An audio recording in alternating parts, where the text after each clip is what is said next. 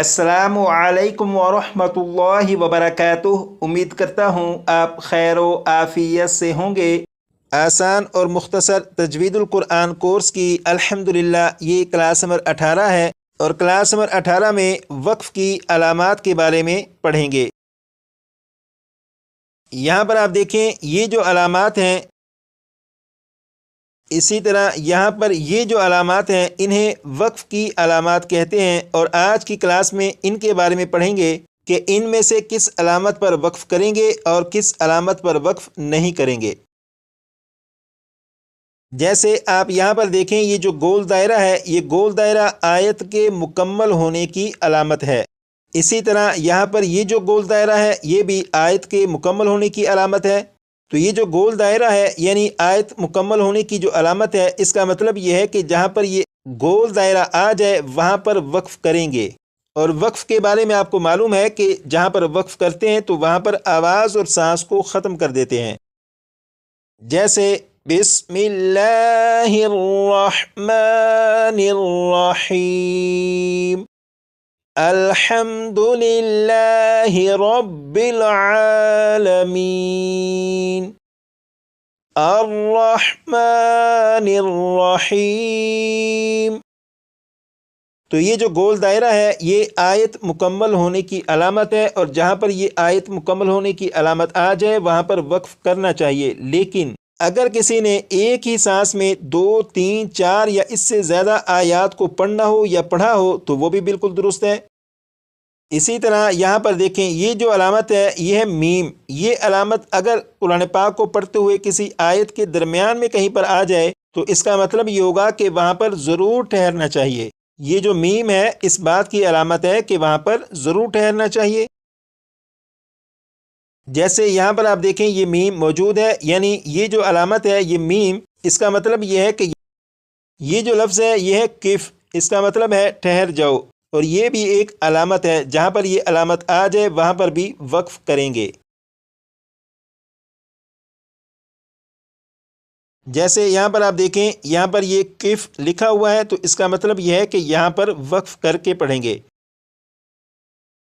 یہاں پر دیکھیے گا یہ 3 نقطوں والی 2 علامات ہیں۔ ان 3 نقطوں والی 2 علامات کا مطلب یہ ہے کہ جہاں پر یہ 3 نقطوں والی 2 علامات آ جائیں اور یہ 2 3 یا 4 الفاظ کے فاصلے کے ساتھ آ جاتی ہیں تو وہاں پر ایک علامت پر ٹھہریں گے۔ یہاں پر لکھا ہے ایک پر ٹھہریں گے، اس کا مطلب یہی ہے کہ ان دونوں میں سے ایک پر وقف کریں گے اور ایک پر وقف نہیں کریں گے۔ یہاں پر آپ دیکھیں یہ جیم اور جیم کے اوپر 3 نقطے موجود ہیں، اسی طرح یہاں پر بھی جیم اور جیم کے اوپر 3 نقطے موجود ہیں۔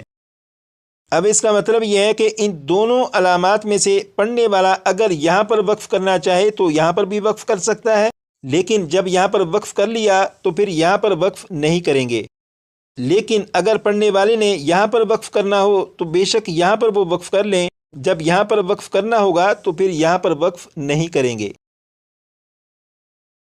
تو یہ 3 نقطوں والی 2 علامات اگر کہیں پر آ جائیں تو ایک علامت پر وقف کریں گے اور دوسری پر پھر وقف نہیں کریں گے۔ یہاں پر لکھا ہے لام الف لا، لا کا مطلب یہ ہے نہیں، اور جہاں پر لا یعنی یہ والی علامت آ جائے تو وہاں پر نہیں ٹھہرنا چاہیے۔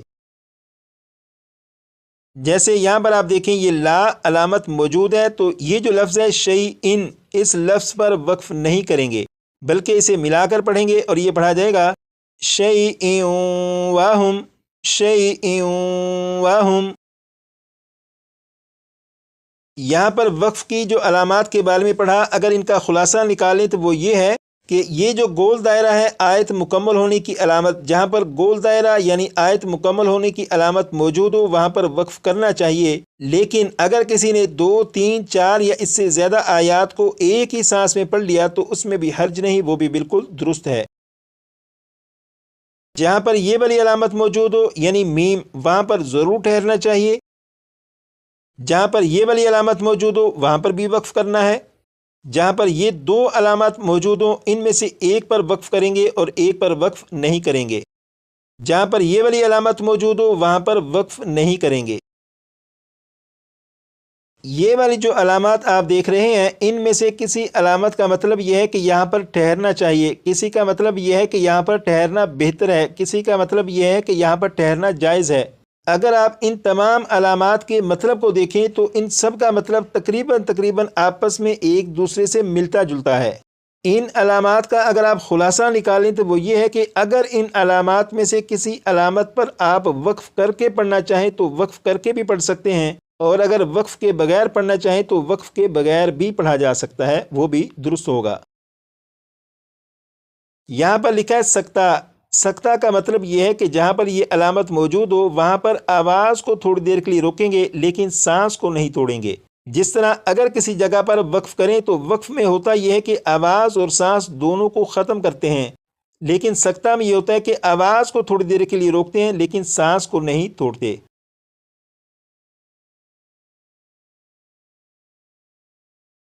جیسے یہاں پر دیکھیں یہ لکھا ہے سکتہ، اب اس کا مطلب یہ ہوگا کہ یہ جو لفظ ہے بل، جب اس لفظ پر پہنچیں گے تو یہاں پر تھوڑی دیر کے لیے آواز کو روکیں گے لیکن سانس کو نہیں توڑیں گے۔ جیسے کلا بل رونا، کلا بل رونا، تو یہاں پر بل پر جو آواز کو تھوڑی دیر کے لیے روکا اور سانس کو نہیں توڑا، یہ سکتہ ہے۔